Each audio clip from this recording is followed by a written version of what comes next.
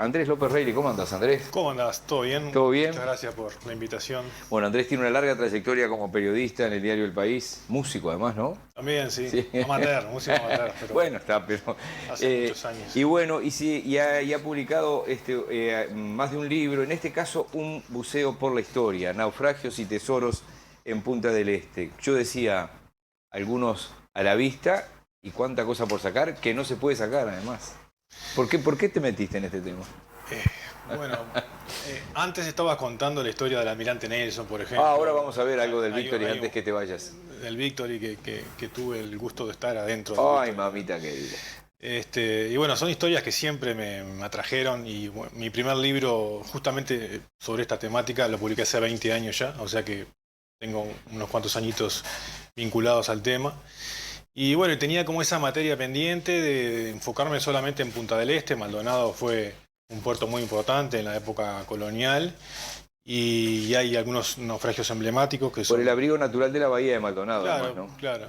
Y Ahí bueno, está el de la batalla de Trafalgar. ¿Cuál es el barco que el Agamenón. Está en la bahía de Maldonado. Está el Agamenón, y Nada más ni nada menos. otros barcos emblemáticos, como por ejemplo el Salvador, que se hundió en 1812, que fue la peor tragedia marítima en toda la historia del Río de la Plata.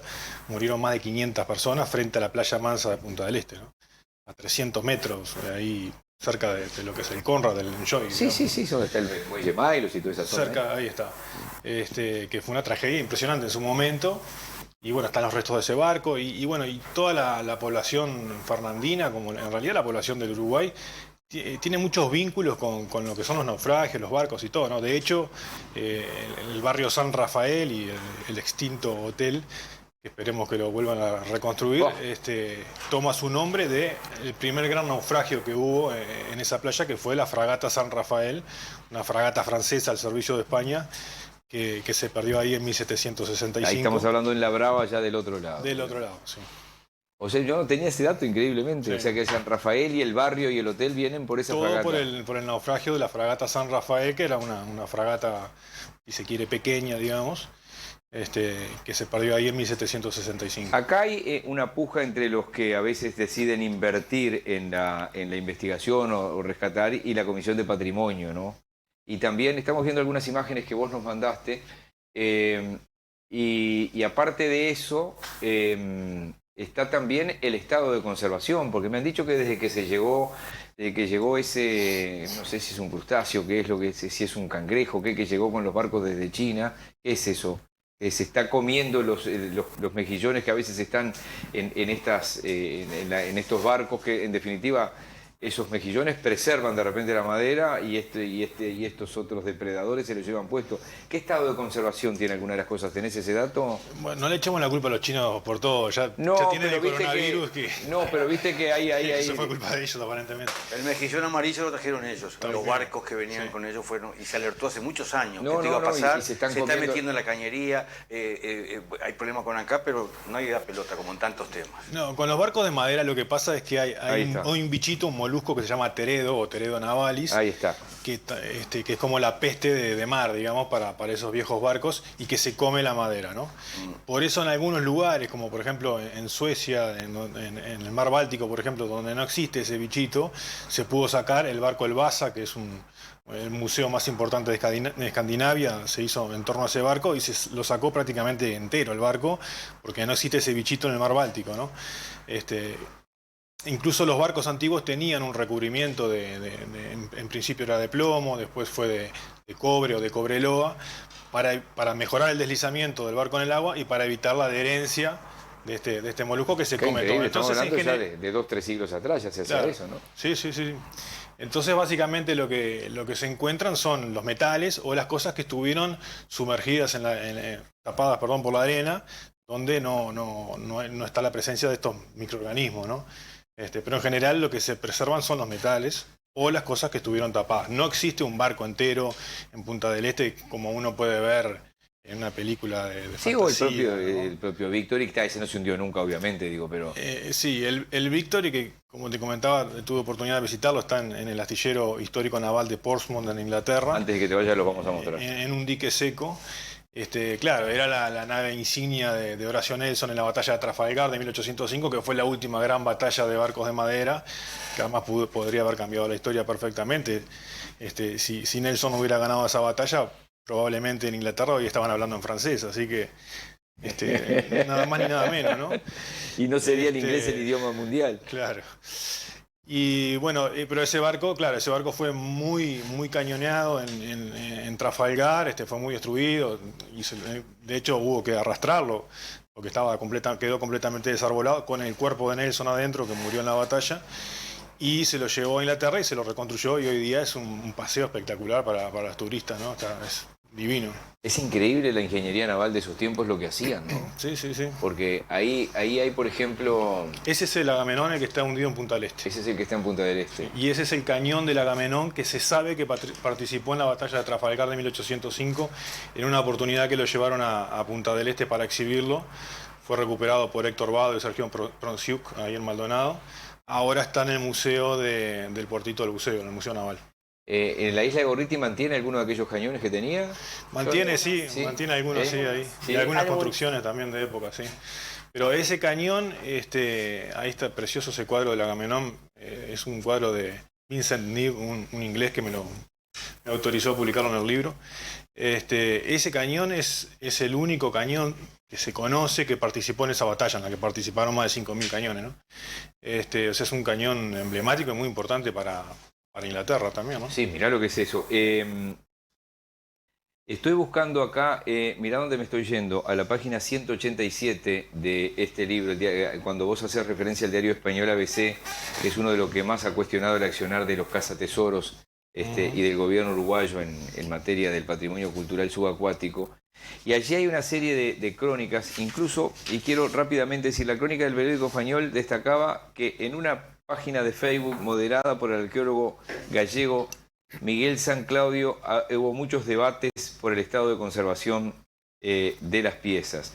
Y me parece importante esto, me voy a tomar 30 segundos y lo voy a leer. Dice, a tenor de la documentación existente entre lo encontrado, figuran monedas de plata españolas acuñadas en México y Perú en 1805.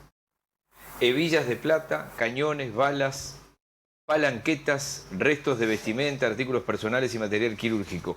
Pero quizás lo más impactante sea la presencia de la madera del barco.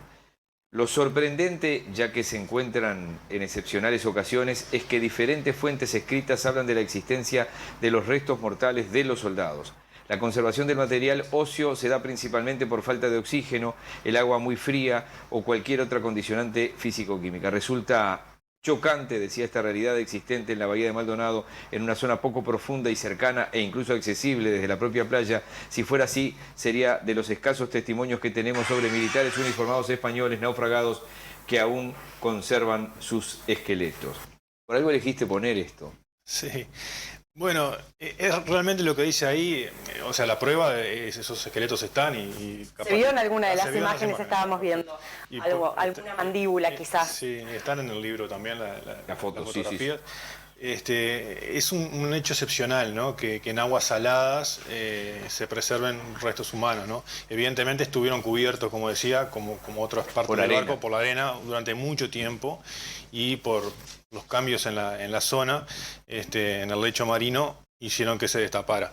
Eso también hizo que se pudieran preservar Qué otras buenas cosas. imágenes, ¿no? Porque sí, tú decís en algún momento agua clara, además, ¿no? Sí, que no es lo mismo que cuando acá claro, se buscaba algo, acá Collado buscaba algo acá ciegas. En Montevideo es completamente a ciegas, ¿no? De hecho, Collado me comentó alguna vez que sus buzos perfectamente podían ser ciegos, porque ellos trabajaban con detectores de metales, ¿no? Con un audífono. Entonces, incluso la primera anécdota de cuando se encuentra la primera moneda de oro acá en Montevideo, del naufragio de Nuestra Señora de la Luz, el buzo que escarbó para sacarla del lecho marino con un cuchillo, que eso hizo que se revolviera más el fondo, tuvo que pegarse la moneda a la máscara para poder verla, ¿no? Sí, 20 centímetros, o sea, de visibilidad. Podrían ser ciegos acá los buzos. En Punta del Este depende de las condiciones. Ese es un día de una buena visibilidad, obviamente, pero depende mucho de las condiciones. Andrés, ¿tuviste oportunidad de bucear en alguna de estas expediciones? Me han invitado muchas veces, pero no. ¿No te has animado? Es capaz que en algún momento sí.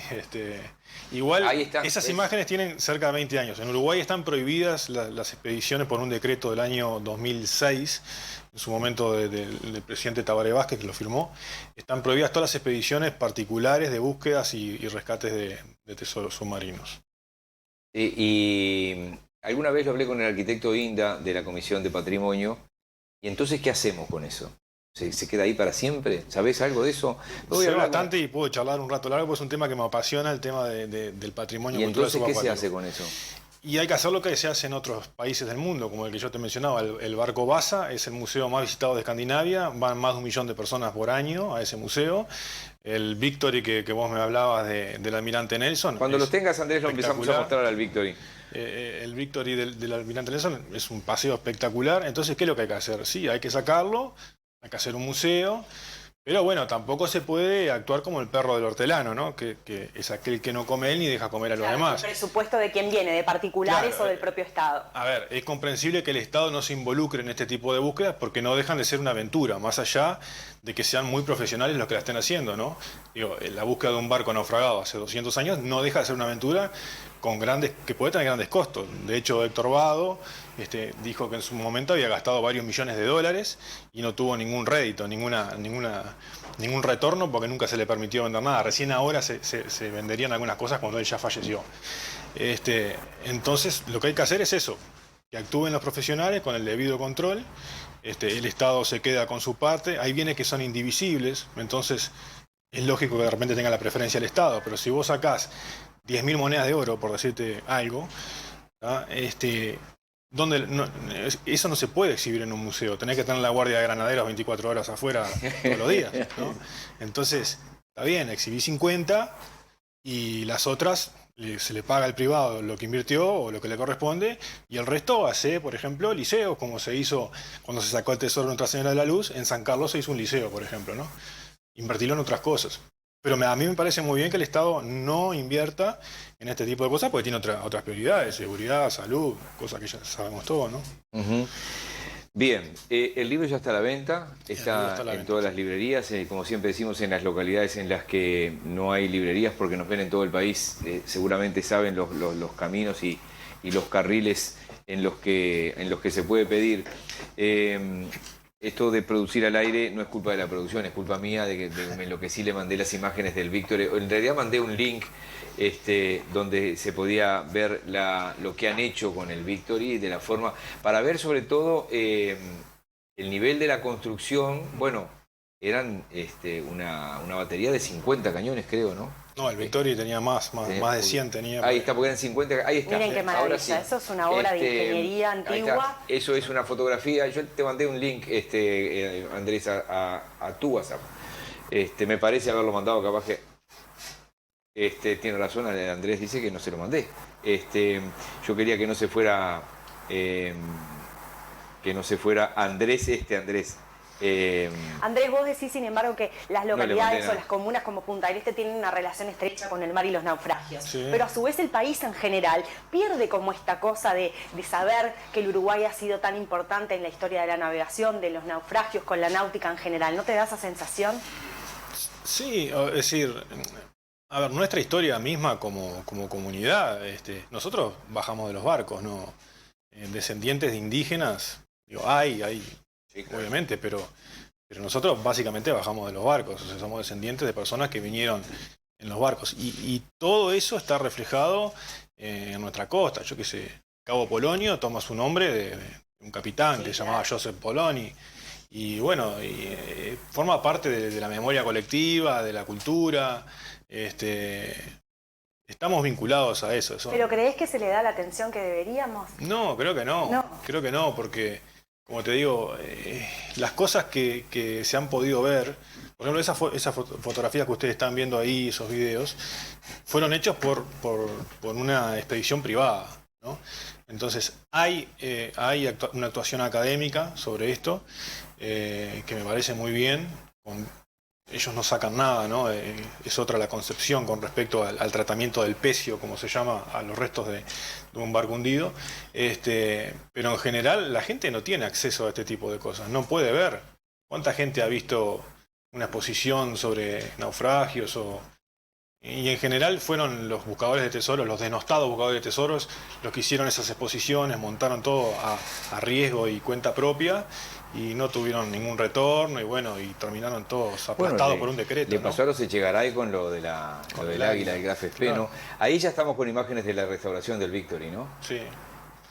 Sí, el Victory, bueno, Nelson que tú decías, murió en la cubierta superior, cerca del Alcázar. De hecho hay una plaquita que dice dónde murió, además dice acá dónde murió Nelson. claro, porque Está ahí en el piso.